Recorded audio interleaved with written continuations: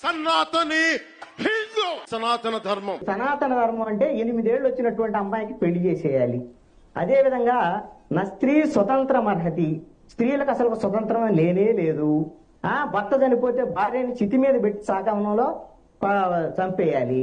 అదే విధంగా భర్త చనిపోతే భార్య గుండు గీసి తెల్లచీర కట్టాలి.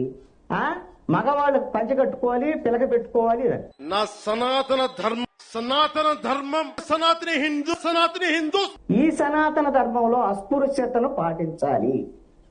ఈ నిచ్చెన మెట్ల సమాజం, కులాలు ఉండాలి అని సనాతన ధర్మమే.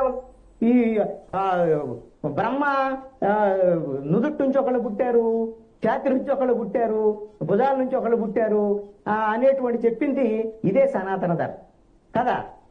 దళితులను ఆలయాల్లోకి రానియకూడదు, వివక్ష పాటించాలి, శూద్రులు చదువుకోకూడదు. శూద్రులు అంటే ఎవరు? దళితులు మాలామాది కూడా కాదండి. శూద్రులు అంటే పవన్ కళ్యాణ్ కూడా శూద్రుడే.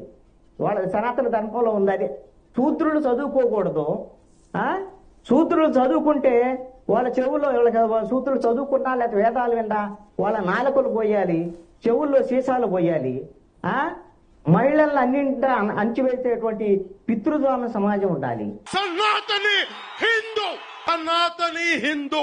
ఒక ఊళ్ళో మహిళల్ని దేవదాసీలుగా పెట్టేసి మహిళల్ని వాళ్ళందరూ దేవుడి పేరుతో అనుభవించాలి. ఒక ఊళ్ళో మహిళల్ని దేవదాసీలుగా పెట్టేసి మహిళల్ని వాళ్ళందరూ దేవుడి పేరుతో అనుభవించాలి. ఇవన్నీ సనాతన ధర్మంలో ఉంది.